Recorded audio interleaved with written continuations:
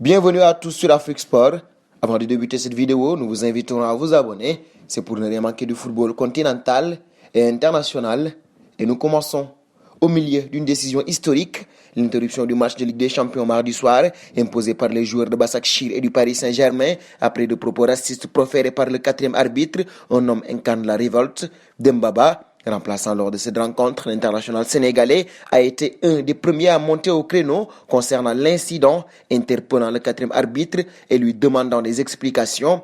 Vous ne me dites jamais ce gars blanc, vous dites ce gars. Écoutez-moi, pourquoi quand vous parlez d'un gars noir, vous dites ce gars noir, le natif de Sèvres, qui a grandi au Havre, est célébré en héros à travers le monde et fait la fierté des siens. L'ancien international sénégalais Ferdinand Coly salue un geste courageux. Il a pris son courage à deux mains parce que c'est une chose inacceptable sur un terrain. Il s'est bien exprimé en anglais pour dire ce que ressentaient ses coéquipiers du Başakşehir.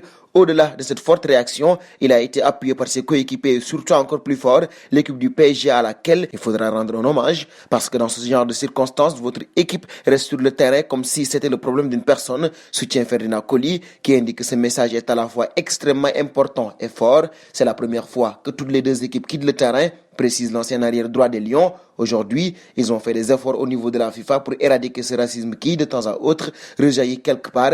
Il faut le dénoncer et le combattre, comme ont pu le faire Demba Ba et les autres acteurs de ce match. Le président, suspendu par la FIFA de la CAF, Ahmed Ahmad, applaudit un geste de révolte qui fait la fierté de l'Afrique et du monde. Il doit être encouragé. Cela faisait longtemps que le football attendait de voir tous les acteurs de match dire non au racisme, a écrit le Malgache sur son compte Twitter.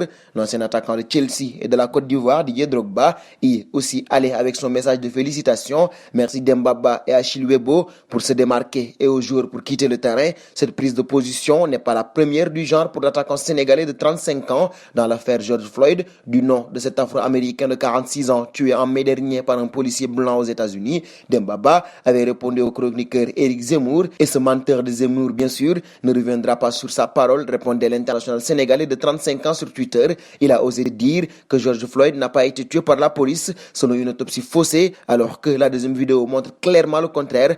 Encore une fois, silence radio pour rectifier sa parole ignorant. Auparavant, Demba Ba avait haussé le ton pour appeler le joueur à boycotter la Série A après les cris de singe des supporters de Cagliari à l'encontre de l'attaquant belge Romelu Lukaku en avril dernier, alors que deux experts indiquent à la télévision française qu'il était logique de tester un futur vaccin contre le Covid-19 en Afrique. Il avait taclé: bienvenue en Occident, là où le blanc se croit tellement supérieur que racisme et débilité deviennent banalité. Il est temps de se lever. Et au-delà du racisme, Demba Ba n'hésite pas non plus à monter au créneau quand il s'agit de l'islam. Musulman pratiquant, l'attaquant refusait de porter en 2013 le nouveau maillot de Newcastle à l'effigie du sponsor Wonga, un site de crédit à usure. À son arrivée à Chelsea en 2014, il met en vente son maillot aux enchères pour le financement du collectif contre l'islamophobie en France. Sa réaction a aussi surpris plus d'un à la suite des attentats contre Charlie Hebdo de janvier 2014. Demba Ba déclarait: j'aurais porté un maillot noir en hommage aux victimes et aux familles, mais porter l'inscription "Je suis Charlie Hebdo", je ne le ferai pas. Tout récemment, en août 2020,